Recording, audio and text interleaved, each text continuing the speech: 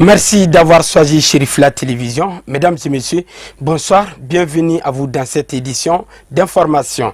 Le Mali abrite du 3 au 6 les travaux du deuxième dialogue structuré du Fonds vert pour le climat et la région Afrique. La cérémonie d'ouverture était présidée par son Excellence, Monsieur le Président de la République, Ibrahim Boubacar Keïta, en présence de plusieurs personnalités et de nombreux participants venus d'Afrique, d'Europe, d'Amérique et d'Asie pour parler climat. Suivons ce reportage. La tenue de cette rencontre internationale de haut niveau du Fonds vert sur le climat, organisée par notre pays, traduit la volonté politique des autorités qui accordent une importance capitale aux questions liées au changement climatique. C'est à la fois pour moi un insigne honneur et un réel privilège de prendre la parole au nom du Conseil communal ainsi que toute la population pour souhaiter à toutes et à tous la traditionnelle bienvenue en commune 2 du district de Bamako. Monsieur le Président de la République, chef de l'État, distingués invités, Mesdames et Messieurs, aujourd'hui plus que jamais le développement des territoires passe inéluctablement par la conception et de la mise en œuvre de projets structurants qui sont l'émanation des populations à travers les principes de la décentralisation. Je suis heureux, à travers moi, l'ensemble des décideurs des collectivités territoriales du Mali, d'être témoin de la tenue d'une conférence sur le Fonds vert pour le climat et la région Afrique. Le dialogue structure un concept nouveau pour nous, les représentants des collectivités territoriales, mais une chance que nous devons saisir, car il permettra, entre autres, de mieux comprendre les mécanismes de financement du Fonds vert, des projets et programmes développés tant par le secteur public que privé en vue de l'atteinte des objectifs du développement durable. De finaliser les requêtes relatives à l'appui au processus d'accréditation de l'ANICT, de Mali Folk Center et de la BEDEM, qui sont sans nul doute des meilleures sources d'appropriation du Fonds vert climat pour les collectivités territoriales. Pour Madame le ministre de l'Environnement, de l'Assainissement et du Développement durable, plusieurs initiatives ont été menées pour orienter, coordonner et fédérer les efforts des pays face au fléau du dérèglement climatique.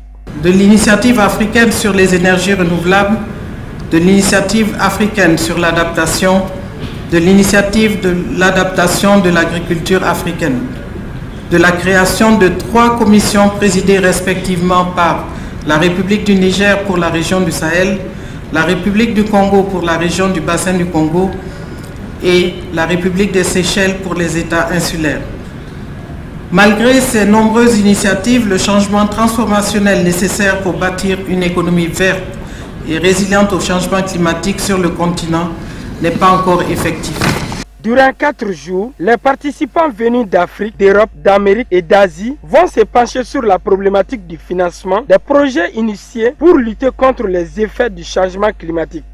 L'irrégularité des pluies et la réduction de la durée des saisons pluvieuses, l'élévation du niveau de la mer et la dégradation du littoral dans les pays côtiers, l'augmentation de la température, l'assèchement des mares, des lacs et des bas-fonds, l'augmentation de la fréquence et de la sévérité des inondations, la désertification et l'érosion de la biodiversité, les vents violents, les inondations, etc.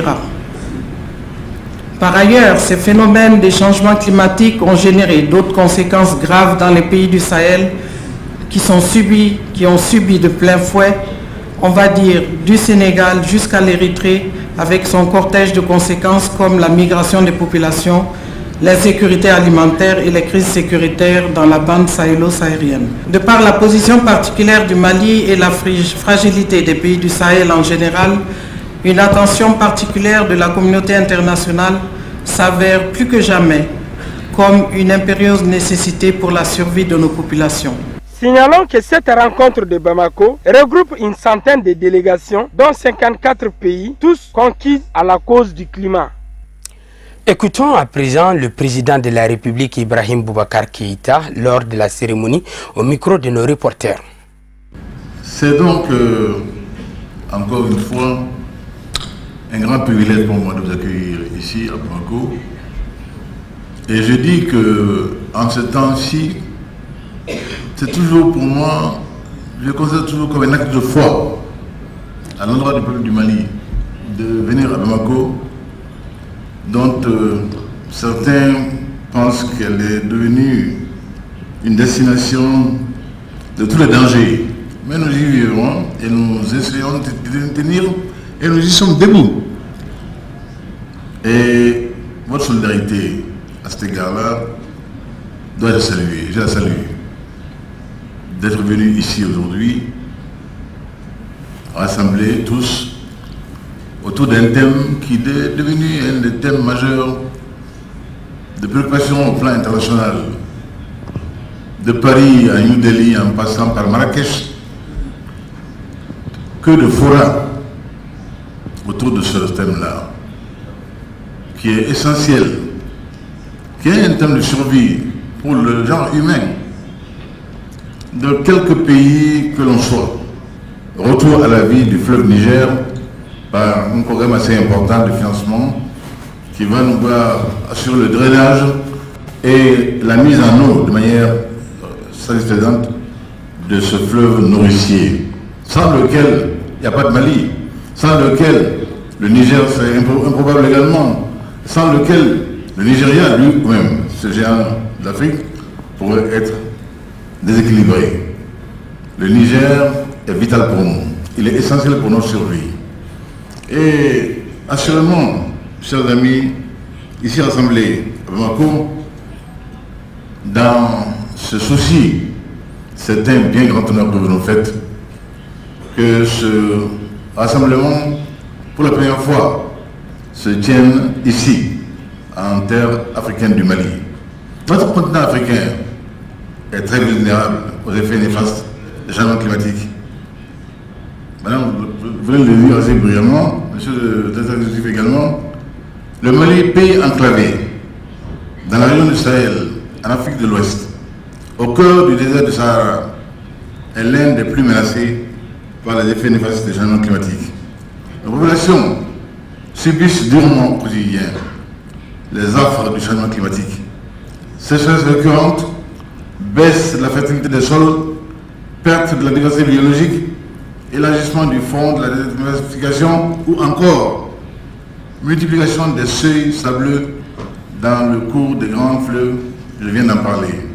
La rencontre de Bamako, celle qui nous réunit, s'inscrit dans cette optique.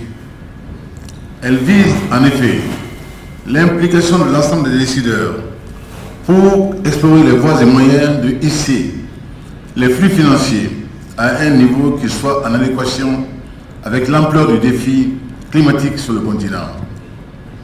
Aussi, cette rencontre permettra-t-elle de renforcer la collaboration entre les pays africains et leurs partenaires.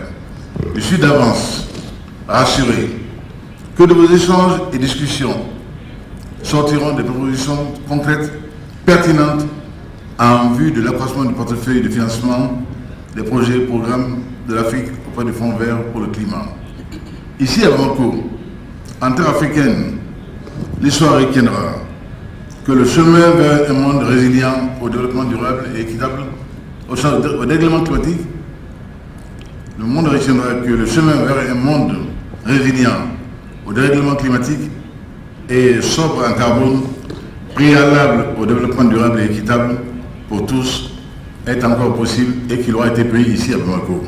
Je déclare ouvert le deuxième dialogue structuré du Fonds vert pour le climat avec la région Afrique, que le Tout-Puissant nous assiste et préserve notre planète. Et for those of our friends thinking English, I would like to extend to you my warmest, so wonderful stay in Bamako.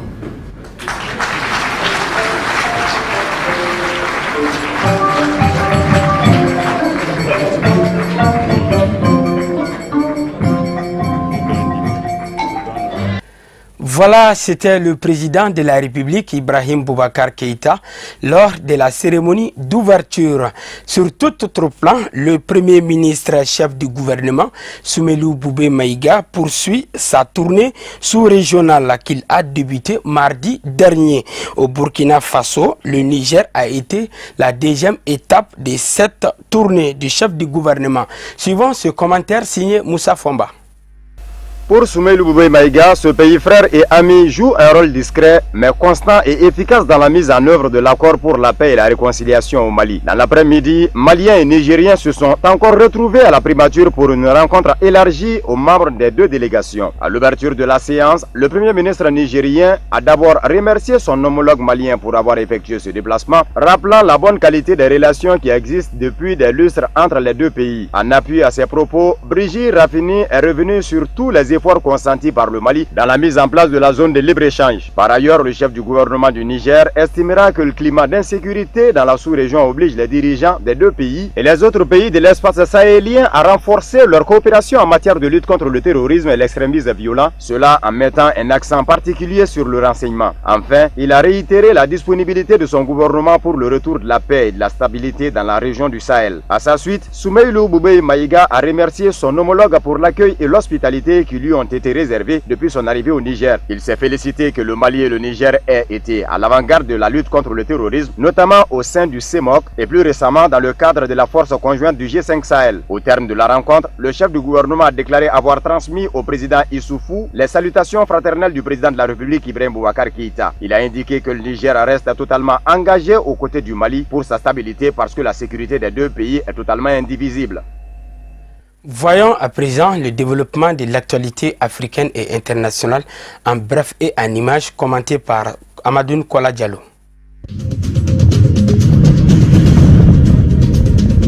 Les 66 sénateurs récemment élus en Côte d'Ivoire doivent élire jeudi à Yamoussoukro le premier président du tout nouveau Sénat institué par la Constitution de 2016, mais seulement mis en place cette année et contesté par l'opposition. Lors des élections sénatoriales du 24 mars, la coalition au pouvoir, Rassemblement des ophoïtistes pour la démocratie et la paix RHDP, a logiquement remporté en l'absence de l'opposition qui boycottait le scrutin une écrasante victoire, s'adjugeant 50 des 66 sièges en jeu. Des sources proches du pouvoir, on indique que le ministre d'État chargé du dialogue politique et des relations avec les institutions, Jano Ahoussou Kouadio, part favori pour devenir le président du Sénat. L'installation officielle du Sénat dans la capitale politique ivoirienne est prévue le 12 avril. Lors de sa première visite en Côte d'Ivoire, le nouveau président libérien George Weah a indiqué mercredi qu'il souhaitait renforcer les relations du Libéria avec son voisin, saluant au passage certains aspects de l'expérience ivoirienne. George Weah a affirmé qu'il souhaitait prendre exemple sur son voisin. L'agriculture, le cacao, emploie beaucoup de jeunes en Côte d'Ivoire. C'est comme ça que nous voulons faire grandir notre économie. Nous voulons exporter. Le président ivoirien a promis pour sa part qu'il serait en contact permanent avec son homologue libérien et des domaines où la Côte d'Ivoire a fait des progrès importants. Le président libérien doit d'ailleurs visiter jeudi matin les installations de la compagnie ivoirienne de production d'électricité.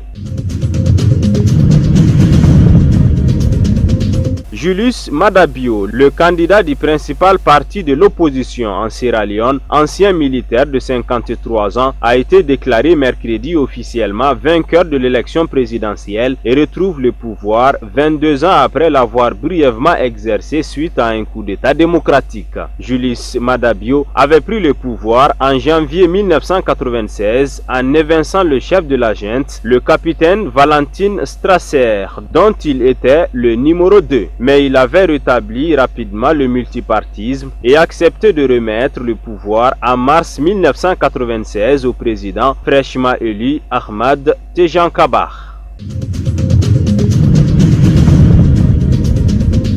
L'opposant congolais en exil, Moïse Katumbi, candidat déclaré à la présidentielle en République démocratique du Congo, doit être jugé fin juin dans une affaire de recrutement de mercenaires, a annoncé mercredi sa défense qui déplore l'impossibilité de faire appel. Le décor est ainsi planté pour détourner Katumbi de son juge naturel, qui est le tribunal de paix, le privant du droit de faire appel, a déploré l'avocat. Katumbi, ex-gouverneur du Katanga, qui s'est éloigné du président Joseph Kabila fin 2015 et faisant du coup l'objet d'au moins 3 procédures en RDC. Une enquête avait été ouverte à la suite de l'arrestation de 4 de ses gardes du corps, parmi lesquels un Américain. Quelques heures plus tard, le 20 mai 2016, il a été autorisé à quitter la RDC pour aller se faire soigner en Afrique du Sud.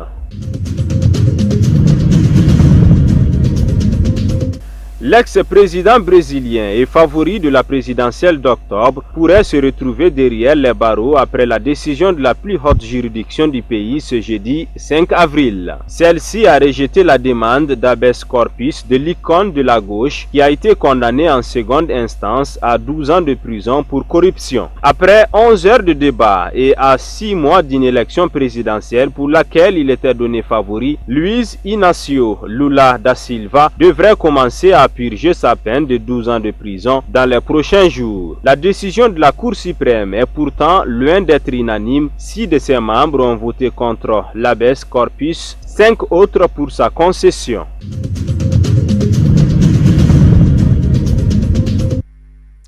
Voilà ce qui me fait à cette édition d'information. Merci de l'avoir suivi. Les programmes continuent sur Chérif La Télévision. Au revoir, à demain.